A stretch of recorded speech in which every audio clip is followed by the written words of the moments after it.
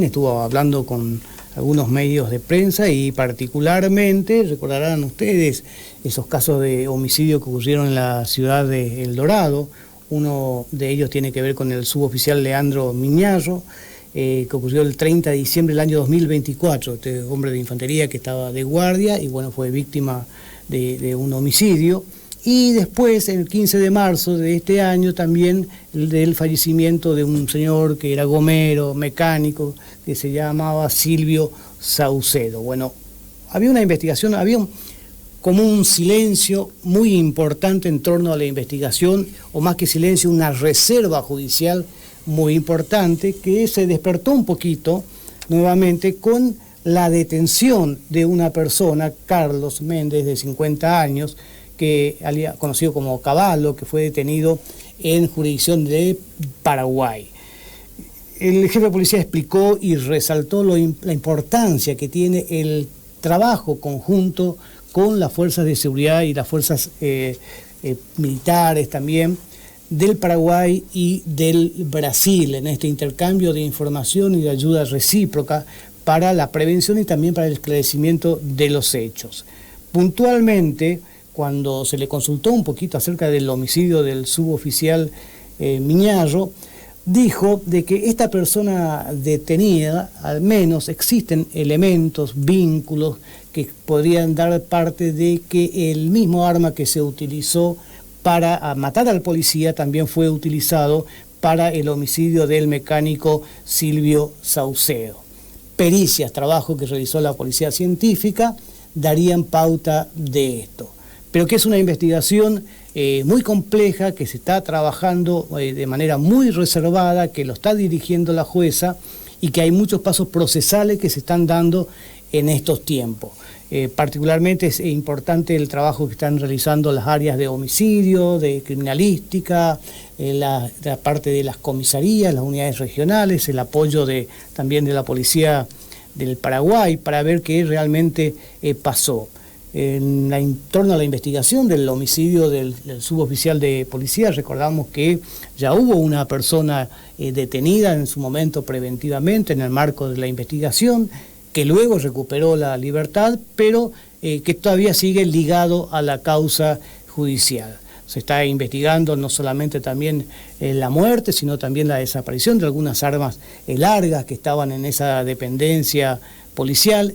Es decir, es una investigación muy compleja, pero que se viene realizando día a día a través de un trabajo muy ordenado y muy prolijo que lo conduce la jueza de instrucción de El Dorado.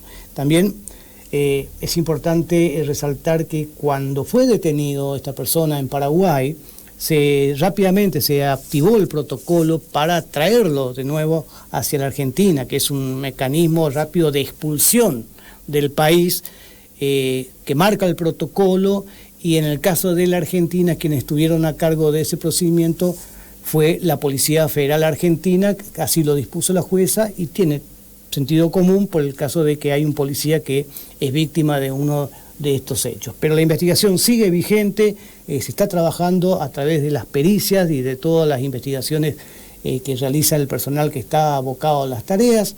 Así que, así como se dio ahora la detención de esta persona en Paraguay, se espera que próximamente puedan darse más avances y poder tener mayor claridad y certeza acerca de los móviles de los hechos de ambos homicidios y también las causas, cómo y quiénes son los responsables de estos casos de homicidio que ocurrieron en jurisdicción de El Dorado. Así que va a haber que estar atento al curso de las investigaciones para ver cómo se avanza.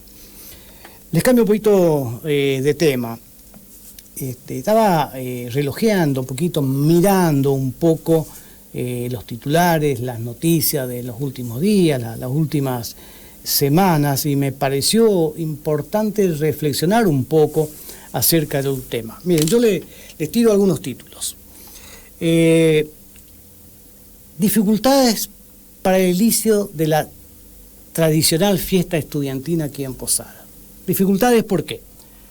Porque hubo una serie de conflictos, porque hubo algunas agresiones, hubo hechos de violencia, porque hay jóvenes que están involucrados, al menos investigados judicialmente.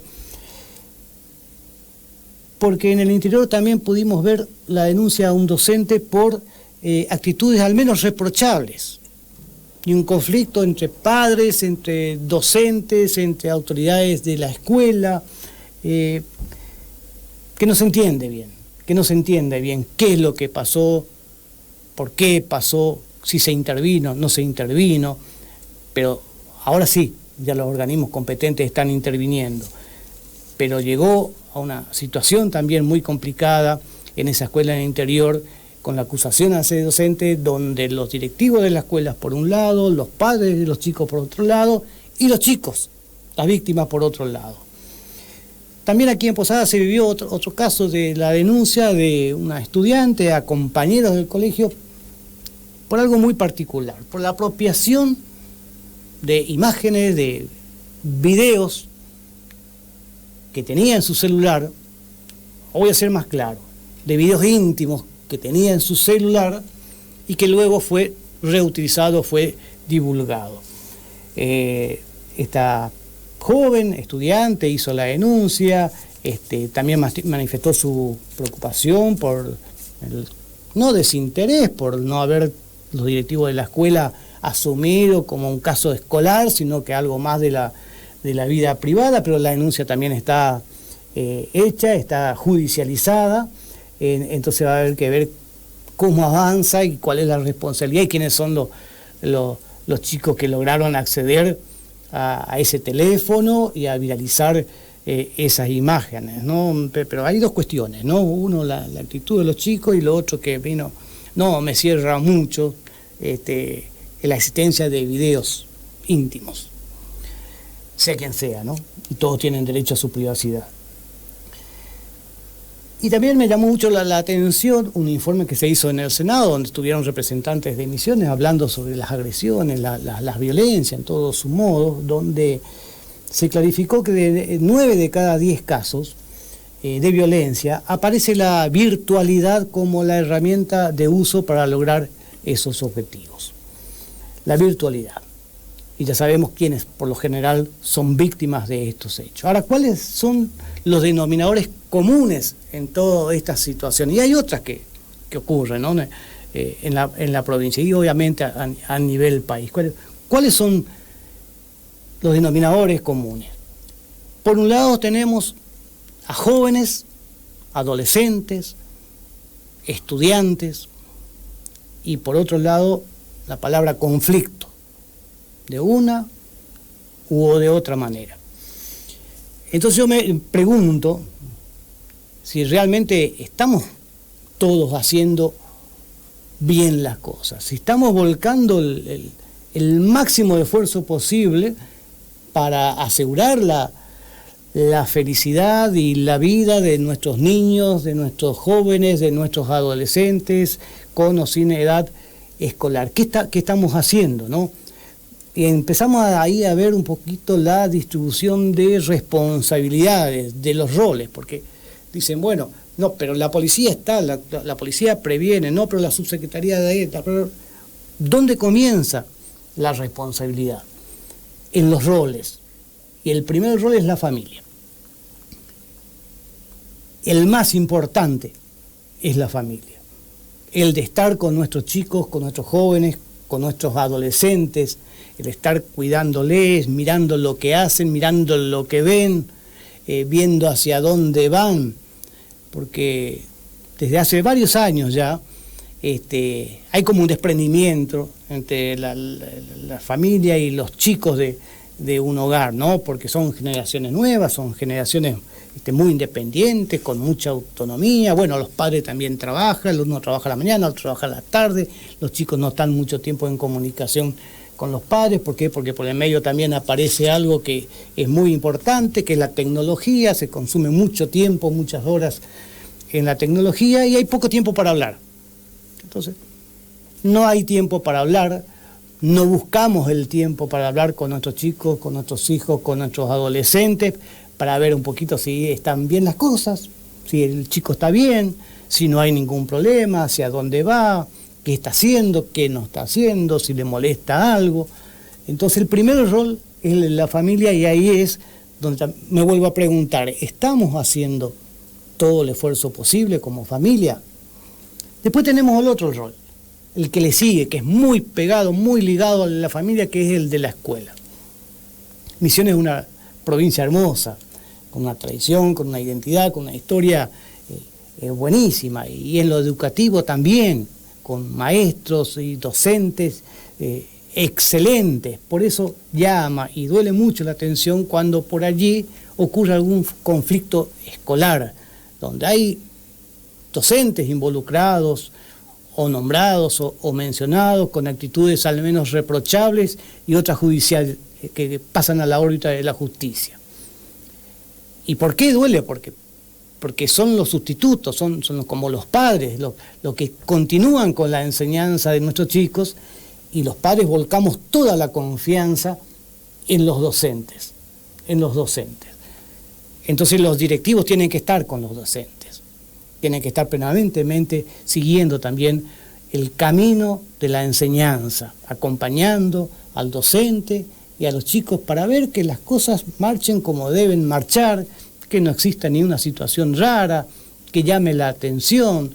Entonces se puede actuar mucho antes, no después que ocurren las cosas. Porque cuando ocurre dice, sí, no, pero él sabía, no, pero el otro sabía, pero yo le conté, no, yo no le conté, pero el conflicto está. Y si está es porque hay algún responsable.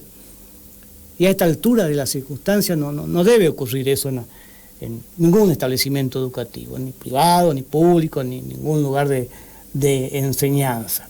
Entonces, estamos haciendo todo el esfuerzo posible también desde lo educativo para que estas situaciones se puedan evitar siempre, estar controlando sobre el cada día de los chicos, hablando, viendo que las cosas vayan bien.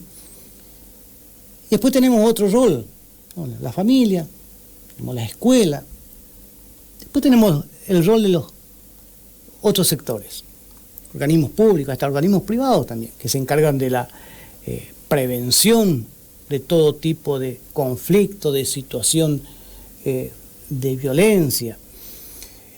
Estamos haciendo todo lo posible también. Yo creo que podemos hacer un poquito más, porque tampoco podemos echar toda la responsabilidad a los que tienen que prevenir y controlar. Hay un montón de organismos que también tienen profesionales de diferente tipo, psicólogos, trabajadores sociales, psicopedagogos, un montón de gente que yo creo que se puede hacer un poquito más. Y ese poquito más tiene que ver con el trabajo de campo, con salir. A veces hablamos mucho nosotros de los eventos, de las estadísticas, de los números, del congreso de tal, de la celebración del día tal.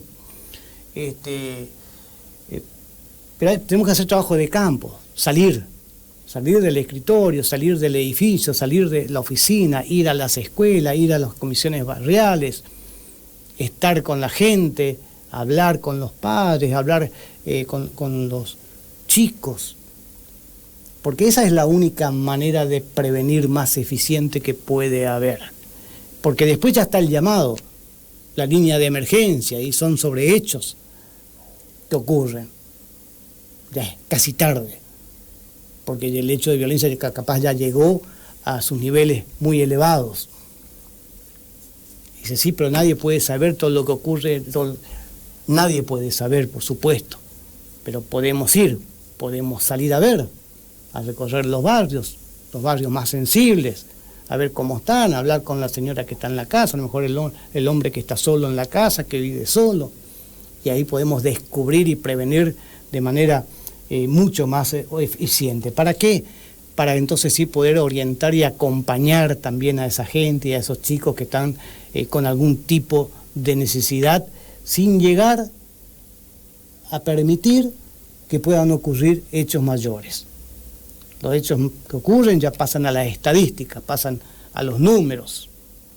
Entonces tenemos que trabajar más, salir más, no hay que tener miedo de salir al terreno, de salir a los barrios, de salir a las escuelas, todo lo que tienen ese tipo de responsabilidad en algún organismo, en alguna entidad civil, en alguna fundación creada para fines similares de atención para cubrir la niñez, la infancia, la adolescencia.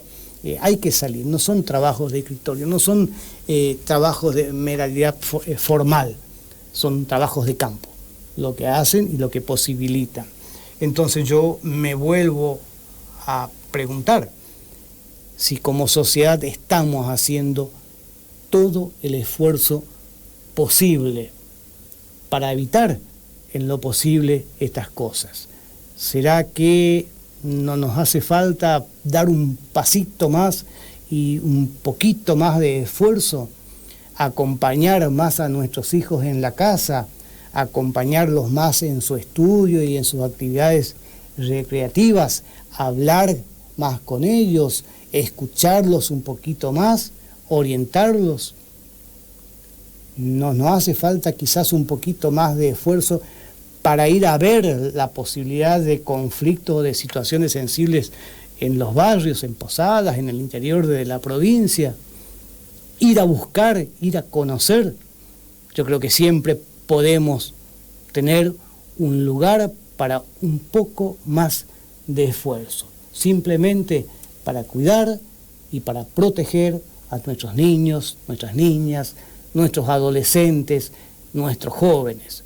Porque no hay que hablar de futuro, hay que hablar del presente, hay que cuidarlos ahora para que puedan tener un buen futuro. Solo pienso eso, un poco más de esfuerzo. Pausa y regresamos.